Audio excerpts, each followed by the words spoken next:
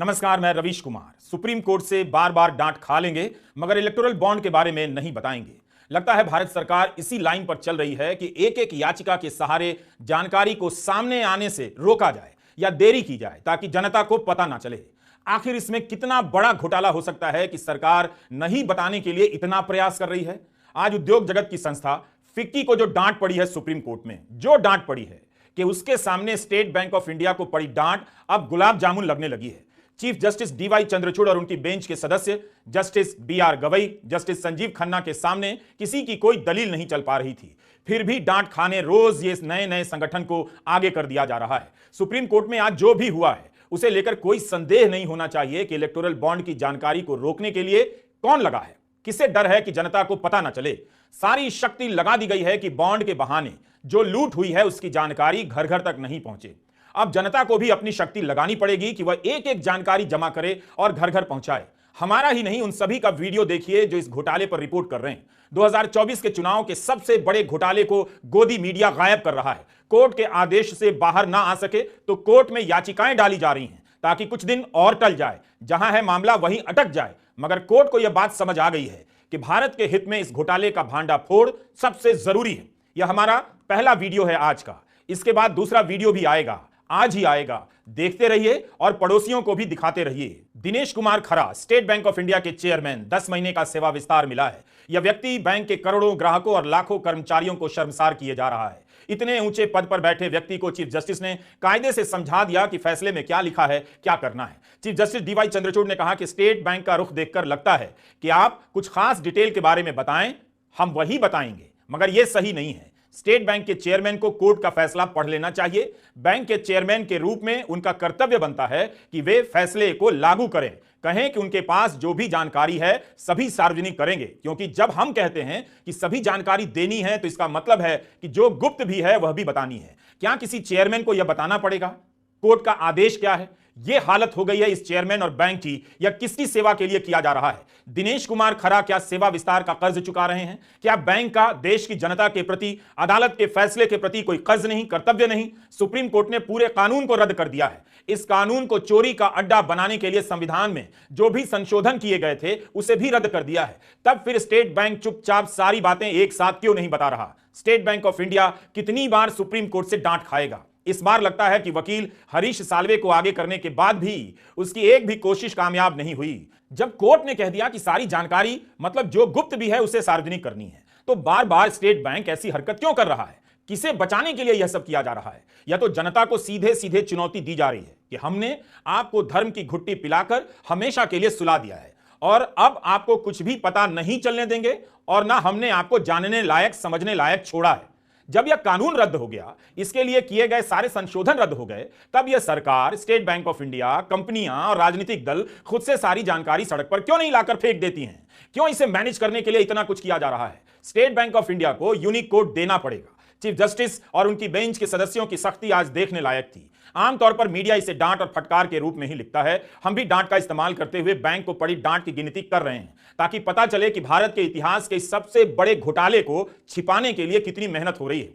यही है राम राज्य का नाम लेकर राज करने वालों की ईमानदारी का नमूना। डांट नंबर 1, सुप्रीम कोर्ट ने कहा हमने स्टेट बैंक को सारी जानकारी देने के लिए कहा है। इसमें बॉन्ड के पीछे जो गुप्त नंबर होता है वह भी शामिल है। स्टेट बैंक नहीं तय कर सकता कि कौन सी जानकारी देनी है, कौन सी जानकारी नहीं देनी है। हम मानकर चलते हैं कि बैंक खुलकर जानकारी देगा, कोर्ट के समक्ष पारदर्शिता से पेश होगा, कोर्ट के साथ भेदभाव नहीं करेगा। डांट नंबर 2, स्टेट बैंक क्या यह कहना चाहता है कि आप ही बताइए क्या बताना है, हम वही बताएंगे? यह सही नहीं है। डांट नंबर 3, जब हम कहते हैं कि सारी जानकारी देनी है तो इसमें गुप्त डेटा भी शामिल है।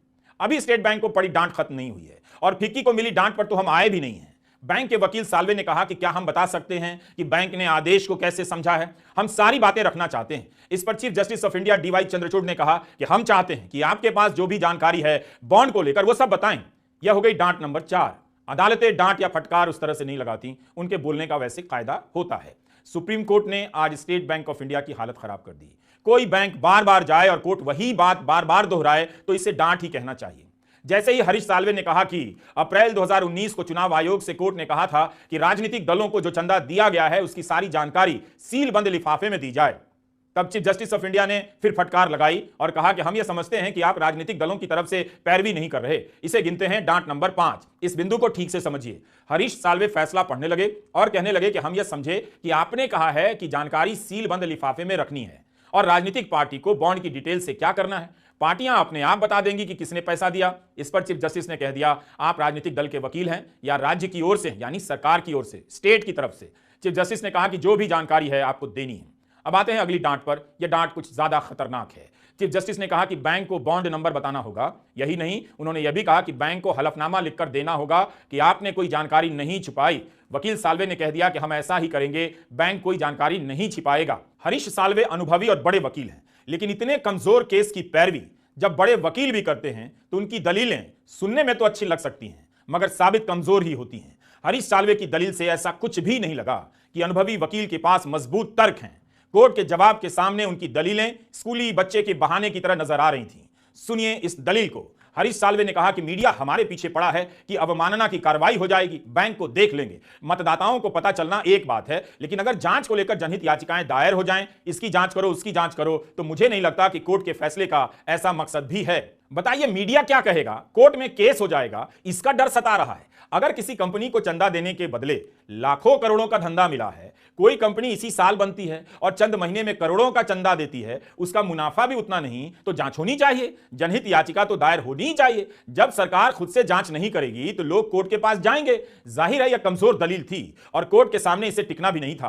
कोर्ट में जो हालत थी उसे देखकर लगता है कि अब सरकार पब्लिक के बीच कहीं रोने ना लग जाए कि किसी तरह बॉन्ड की रिपोर्ट को गायब कीजिए, आप लोग प्लीज कोई भी खबर मत पढ़िए, हम लोग पकड़ा जाएंगे, धरा जाएंगे, कहीं छपा हुआ देखिए तो मत देखिए, आंखें बंद कर लीजिए, हम लोग धरा जाएंगे। यह लेवल है क्या इस सरकार का? सरकार की तरफ से सॉलिसिटर जनरल तुषार मेहता ने कहा कि कोर्ट को पता होना चाहिए कि पब्लिक में किस तरह से अदालत का फैसला चल रहा है। जजों को इस बारे में जानकारी नहीं है कि बाहर कैसी बातें हो रही हैं। विच हंटिंग शुरू हो गई है, सरकार के लेवल पर नहीं मगर दूसरे लेवल पर। जो लोग कोर्ट के सामने हैं वो प्रेस में इंटरव्यू दे रहे हैं और कोर्ट को शर्मिंदा कर रहे हैं। सोशल मीडिया पोस्ट भी चल रही है जिनका मकसद शर्मिंदा करना है। तथ्यों को घुमा फिराकर किसी भी तरह की पोस्ट चलाई जा रही है, जैसे कोई कह दे कि रोहतगी ने इतना पैसा दिया। इसका एक निष्कर्ष निकाला जा सकता है, क्या बेंच इस पर कोई आदेश देने पर विचार करेगी?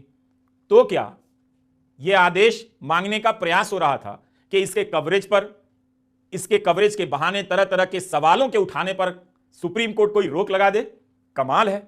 इस वीडियो को 4-4 बार देखिए, एक एक तर्क को ठीक से देखिए और याद कर लीजिए कि कैसे कैसे बहाने बनाए जा रहे हैं। सोशल मीडिया में क्या लिखा जा रहा है, उससे सरकार को इतनी घबराहट है, कंपनियों को घबराहट है। काम ही ऐसा हुआ है तो क्या लिखा जाएगा? कोर्ट को शर्मिंदा तो स्टेट बैंक ऑफ इंडिया कर रहा है, फिक्की कर रहा है जो कोर्ट से कह रहा है कि जानकारी सामने ना आए, जबकि कोर्ट का फैसला आ गया है कि सभी जानकारी सार्वजनिक हो, फिर भी ये चले जा रहे हैं कि जानकारी सामने आने मत दीजिए। इसलिए यह डांट नंबर 7 है। चीफ जस्टिस ने कह दिया कि एक संस्थान के रूप में हमारे कंधे इतने चौड़े हैं कि सोशल मीडिया पर क्या चल रहा है उससे प्रभावित नहीं होते। हमारा एक ही मकसद है डिस्क्लोजर, हम कानून के बनाए नियमों के आधार पर चलते हैं। ऐसी ऐसी डांट पड़ी है आज स्टेट बैंक को। चुनाव आयोग जब कहता है कि उसका एक ही सिद्धांत है डिस्क्लोजर डिस्क्लोजर डिस्क्लोजर, तो फिर चुनावी चंदे से जुड़े फैसले को लागू करने में इतनी अड़चनें क्यों हैं, देरी क्यों हो रही है? यह इस चुनाव की सबसे बड़ी रिपोर्ट है, सबसे बड़ा घोटाला है। काश अदालत देखती कि सॉलिसिटर जनरल ने जो कोर्ट में कहा है वो कितना सही है। अदालत अखबारें नहीं पढ़ सकती हैं, हिंदी अखबारों में बॉन्ड की रिपोर्ट खाना पूर्ति की तरह छपी है। एक अखबार को छोड़कर कहीं भी पूरी डिटेल नहीं जो reporters collective, news minute, news laundry, scroll the wire और हिंदू में छप रही है। पूनम अग्रवाल पत्रकार हैं, उन्होंने अप्रैल 2018 में 1000 रुपए के 2 बॉन्ड खरीदे, मगर पूनम के बॉन्ड की डिटेल अक्टूबर 2020 की सूची में है। यह कैसे हो सकता है? उनका कहना है कि अगर नंबर सार्वजनिक हो जाएगा तो ऐसे सवालों के जवाब मिल जाएंगे। पूनम अग्रवाल का वीडियो जरूर देखिए, उन्होंने इलेक्टोरल बॉन्ड पर बहुत अच्छे तरीके से समझाया है। उनके यूट्यूब चैनल का नाम है एक्सप्लेन एक्स, उसे फॉलो कीजिए और गोदी मीडिया को अगले 3 महीने तक के लिए देखना तुरंत बंद कीजिए।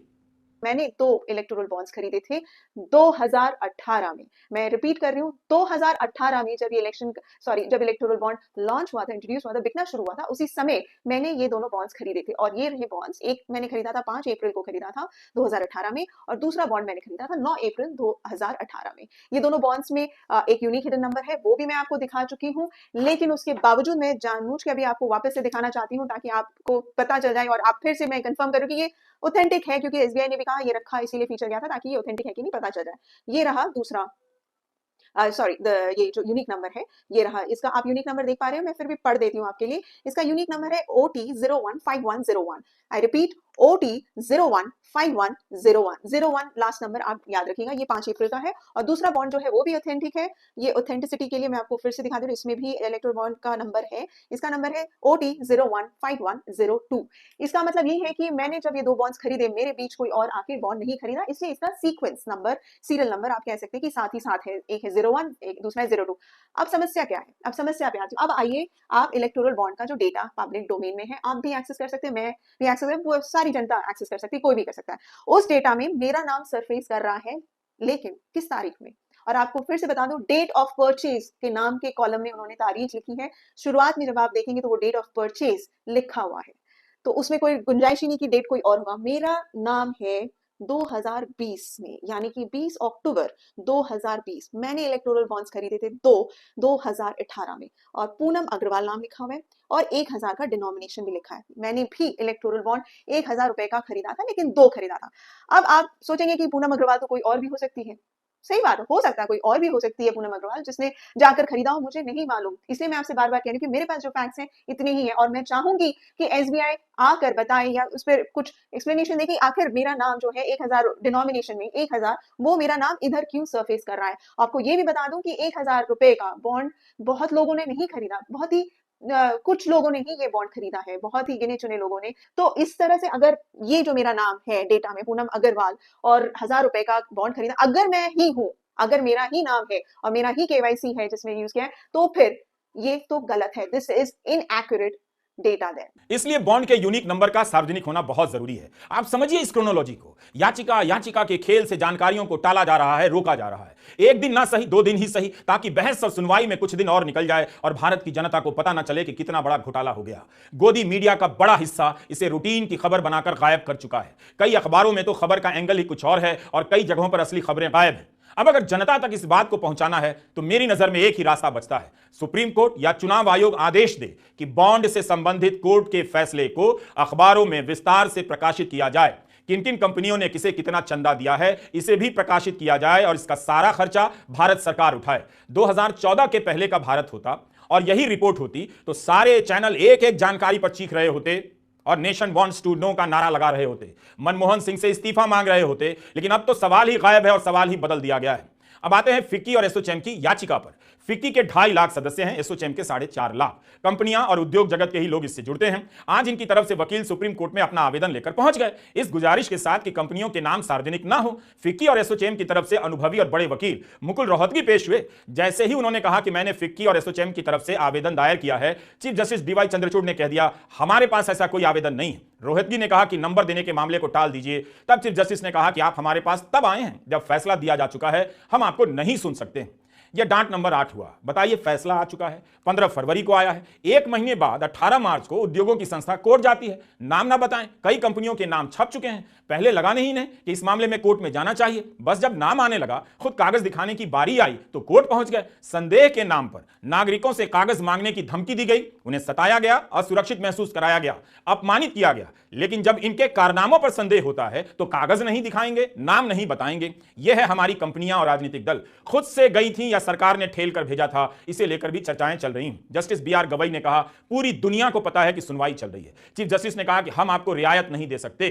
What's sauce for the goose is sauce for the Gander, मतलब जो एक के लिए है वो सब के लिए है। आप इसे डांट नंबर 8 या 9 जो मन में आए गिन लीजिए, मगर हाल देखिए। मामला तब गंभीर हो गया जब वकील मैथ्यू नेंदुपारा ने कह दिया पूरा फैसला नागरिकों के नाम पर दे दिया गया। तब चीफ जस्टिस ने कह दिया कि हम पर ना चिल्लाएं, आप आवेदन दायर करें, हम आपको नहीं सुन रहे हैं। तब भी वकील नेंदुपारा नहीं रुके। इस पर जस्टिस बीआर गवई ने कह दिया, क्या आप अवमानना का नोटिस चाहते हैं? मुकुल रोहतगी का आवेदन खारिज हो गया। एक तरफ उद्योगों की संस्था याचिका में मांग कर रही थी कि जानकारी साझा ना हो, वहीं भारत की एक बड़ी कंपनी बायकॉन की संस्थापक किरण मजूमदार शॉ खुद ट्वीट कर बता रही थी कि मैं साफ करना चाहती हूं कि बायकॉन ने जनता दल सेक्युलर या किसी अन्य पार्टी को एक नया पैसा चंदा नहीं दिया है। निजी स्तर पर मैंने इलेक्टोरल बॉन्ड खरीदे हैं जिसे जेडीएस और अन्य दलों को दिया है। मेरा चंदा मामूली है और पूरी तरह सफेद पैसा है। जब इतनी बड़ी कंपनी की संस्थापक खुद बता सकती हैं तो बाकी कंपनियों को बताने में क्या दिक्कत है? बायकॉन एक बहुत बड़ी कंपनी है, डायबिटीज, कैंसर और अन्य गंभीर बीमारियों की दवाएं बनाती है। 16,500 कर्मचारी काम करते हैं। क्या अब भी आपको संदेह नहीं हो रहा है कि कंपनियां क्यों नहीं बताना चाहती हैं? प्रशांत भूषण ने यह बात उठाई कि चुनाव आयोग ने सीलबंद लिफाफे से जो जानकारी दी है उसमें बड़े दलों ने नहीं बताया कि किस किस से चंदा मिला है, केवल छोटी पार्टियों ने बताया है। इस पर सॉलिसिटर जनरल तुषार मेहता ने कहा, प्रशांत भूषण ये सब बातें मीडिया में छपने के लिए कह रहे हैं, इसमें कोई छिपा हुआ एजेंडा है। प्रशांत भूषण की मांग थी कि अप्रैल 2019 से पहले की जानकारियां सार्वजनिक की जाएं। उसे कोर्ट ने नहीं माना। बेंच ने कहा कि आपने एप्लीकेशन फाइल की है, हमने माना, लेकिन हमने उस समय सोच समझकर यह फैसला लिया था कि अंतरिम आदेश से पहले की जानकारी पर फैसला लागू नहीं होगा। अप्रैल 2019 के बाद के आदेश में सबको नोटिस भेज दिया गया कि इस मामले में फैसला आएगा। अब अगर उसमें बदलाव किया जाएगा तो फिर से फैसले की समीक्षा करनी होगी। सुप्रीम कोर्ट ने साफ साफ कह दिया कि सारी जानकारी देनी होगी। 21 मार्च की शाम 5 बजे तक chairman state bank of India को कोर्ट में हलफनामा दायर करना होगा कि उनके पास जो भी जानकारी है सभी की सभी चुनाव आयोग को दे दी गई है और कोई भी जानकारी छिपाई नहीं गई है, रोकी नहीं गई है। कोर्ट ने कहा कि जैसे ही जानकारियां आती हैं चुनाव आयोग उसे प्रकाशित करे। आप सरकार से किसी योजना में लाभ प्राप्त करते हैं, आपका चेहरा, आपका नाम सब जगह सार्वजनिक हो जाता है, फोटो छप जाता है विज्ञापन में, प्रधानमंत्री उसे लाभार्थी कहते हैं, लाभार्थियों का सम्मेलन होता है, वीडियो बनता है। राजनीतिक दलों ने किस किस से चंदा लिया, क्या इसकी जानकारी उन्हें नहीं होनी चाहिए और उन्हें नहीं देनी चाहिए। चंदा देने वाली कंपनी को एक सम्मेलन करना चाहिए। उनके चंदे का सबसे नियमित और सबसे बड़ा लाभार्थी कौन है, रेट के बाद का लाभार्थी कौन है और कॉन्ट्रैक्ट के बाद का लाभार्थी कौन है। क्या आप इलेक्टोरल बॉन्ड से जुड़ी खबरों को देख रहे हैं? हमारा सारा का सारा वीडियो देखिए। आज का यह 11वां वीडियो है, 12वां वीडियो भी जल्दी लेकर हाजिर होते हैं, इंतजार कीजिए। नमस्कार, मैं रवीश कुमार।